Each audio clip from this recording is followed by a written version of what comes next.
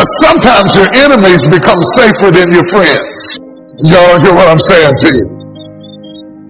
Sometimes your enemies become safer than your friends.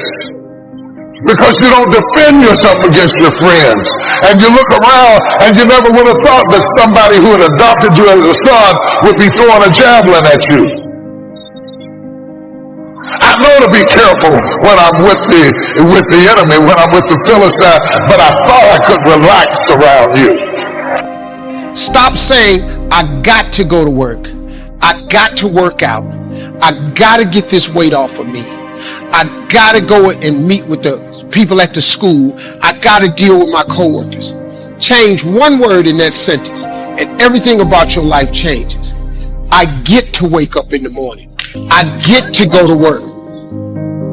I get to go and meet with these people today. When you say I got to, you take all of your opportunities and all of your blessings and you wrap them up in stress by saying I got to.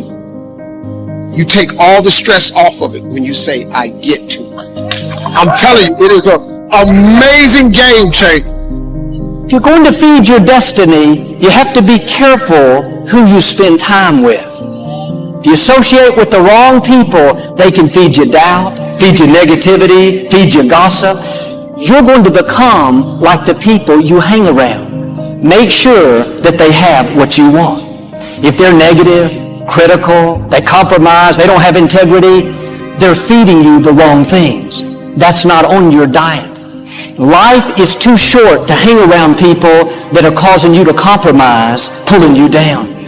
Your time is too valuable to waste it with people that don't have a dream, people that aren't going anywhere.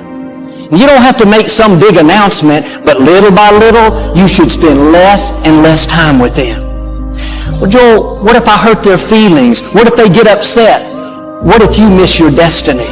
What if they're keeping you from going to the next level? When you come to the end of life, you won't stand before people. You will stand before God. He has entrusted you with a gift. You have an assignment. There's something for you to accomplish. You have a responsibility to become who God's created you to be. You have to take bold steps to protect what you're feeding. Those coworkers that are negative and critical, instead of going to lunch with them every day, the right attitude is, I love you, but I'm not going to hang around you because you're feeding me doubt, feeding me negativity, feeding me gossip, and that's not on my diet. Sometimes we don't want to rock the boat. We think if we make changes, we won't have any friends. The truth is, you may be lonely for a season, but God will give you new friends, better friends, people that will push you up and not pull you down. But if you don't get rid of the wrong people, you will never meet the right people. You should surround yourself with people that inspire you, people that challenge you, people that make you better. The book of Deuteronomy, before the Israelites went to battle, God said to the leaders, ask if anyone is afraid. If so, let them go home so they don't frighten everyone else. God knew the fear would spread and keep them from the victory. The people around you are contagious. What they have, over time, you're going to catch. That's why the scripture says, don't hang around with angry, hot-tempered people, or you will become angry and hot-tempered. Spirits are transferable. Proverbs says, when you walk with wise men, you will become wise. Notice it works in the positive and in the negative. You have to be selective with who you choose to spend time with. You're going to catch what they have. We may not realize it, but we're always feeding ourselves. What we watch, listen to, the people we're around, the thoughts we're dwelling on, that's feeding our inner man. If you go to lunch with people that talk bad about the boss, make fun of a coworker, put down a friend, they're feeding you gossip, feeding you jealousy, feeding you disrespect. Here's the key. Whatever you feed is going to grow. You may not like what they're feeding you. You're a nice person. But if you continue to hang around them, before long, you'll be gossiping. You'll be critical. You'll be disrespectful. Why? Because you kept feeding the wrong things. If you're always feeding negative thoughts, thinking, I'll never get well. I'll never meet the right person. You're feeding doubt, feeding mediocrity, feeding fear. A man told me how he spent years of his life on drugs and alcohol, and it had ruined his marriage, and he wasn't there for his children. Now he was so down on himself, so discouraged. What was he doing? Feeding the guilt, feeding the regret, feeding the blame. If you feed guilt, it's going to get bigger. If you feed fear, it's going to become larger. What if you spent that same energy feeding your faith, feeding your hopes, feeding your dreams? Yes, I've made mistakes, but Father, thank you that your mercy is bigger than any mistake. Thank you that I am forgiven. Quit feeding the negative and start feeding your faith. What are you allowing in your spirit? The people you're spending time with, the thoughts you're dwelling on all day, is that inspiring you, building your faith, pushing you towards your dreams? Or is it junk food, feeding you guilt, mediocrity, negativity, causing you to compromise? The wrong people can talk you out of your dreams. Don't surround yourself with naysayers, people that tell you what you can't become. You'll never start your business. You'll never break that addiction. You'll never get your degree. You'll never meet the right person. They don't know what's in you. They don't control your destiny. Some of you have dreams that are lying dormant because the people around you are negative. They've accepted mediocrity. Now that's rubbed off on you. The good news is those dreams are still alive. If you will change who you're spending time with, get around people full of faith, people that see your potential, people that call out your seeds of greatness, then you're going to step up to a new level and see those dreams come to pass. Summertime is a unique time. It's a time of opportunity. It's also a time of challenge. But what else is new? It's what life is called.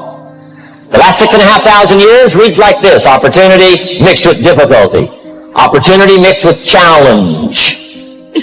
We've got a chance to grow like never before, but I'm telling you, there's going to be many enemies that's going to try to prevent us.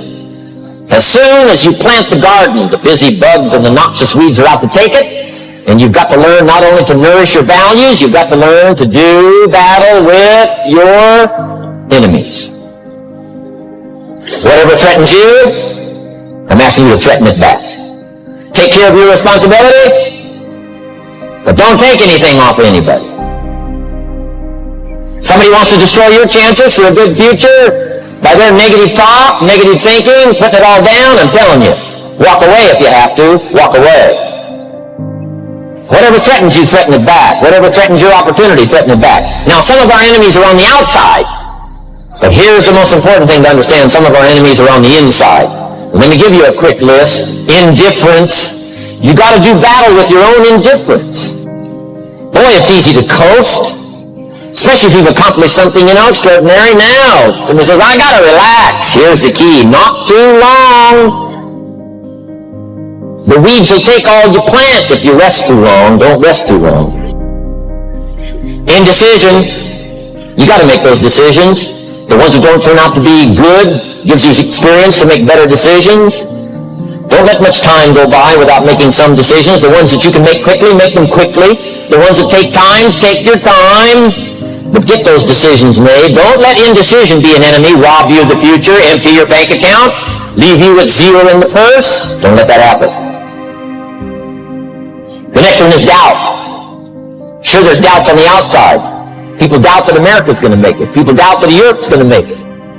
People doubt that Russia's going to make it, that Poland's going to make it, that Czechoslovakia is going to make it. They doubt the whole world is going to make it. But I'm asking you not to pick up all those doubts. I'm asking you to have some faith, have some courage, believe, drive your doubts into a small corner. Don't let them loose like a mad dog, drive you into a small corner. Don't doubt the future. Don't doubt the possibilities. Don't doubt the extraordinary gifts that your distributors bring to your organization. Don't doubt that. And here's the most important one of all. Don't doubt yourself. If I've got miracle working power to change my life, so do you. If I've got the ability to change, so do you. If I've got the ability to read, so do you. If I can discover, so can you. If I can grow, you can grow. If I can develop, you can develop. If I can get an invitation like I got 6 years ago, help take something around the world, so can you. If I can stand on this platform, Idaho farm boy raised in obscurity, so can you. If the millionaire team can do it, president's team can do it, walk off with the diamonds, the trophies, so can you. I'm asking you, don't sell yourself short. That person that left you, no offense to them, but they're a weed. Quit watering the weed. Quit thinking about the weed. This is a new season. God has divine connections lined up for you. Instead of feeding the hurt, feed your faith. Father, thank you that my latter days will be better than my former days. Thank you that what was meant for my harm, you're using to my advantage. If you'll feed your destiny, God will make up for the wrongs.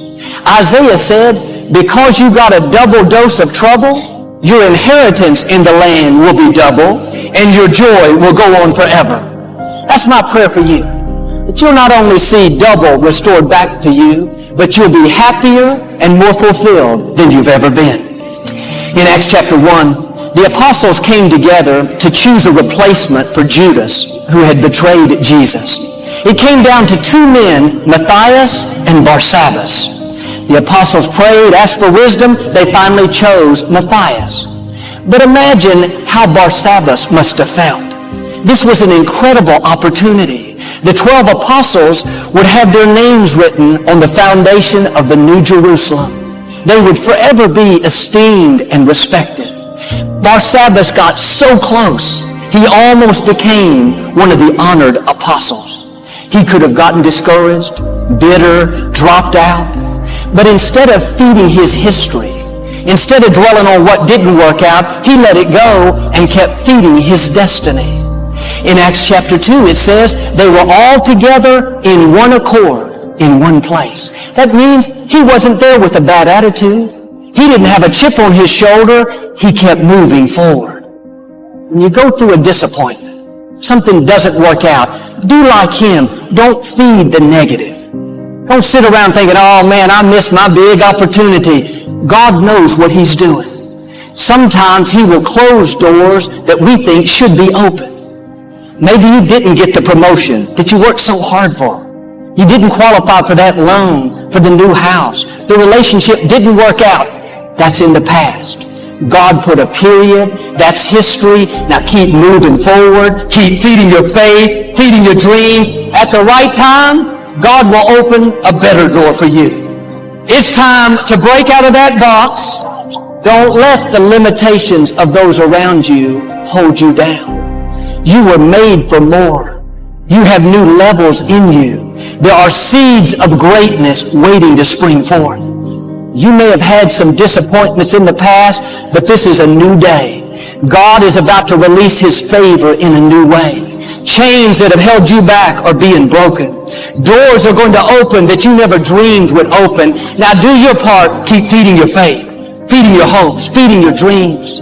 Stay on your diet. No more feeding doubt, negativity, compromise. No more mourning over what didn't work out. Don't use your energy to feed your history. Use your energy to feed your destiny. If you'll do this, I believe and declare, you're about to come in to Jesse's house. You're about to see new levels, new opportunities, new relationships, the fullness of your destiny in Jesus' name.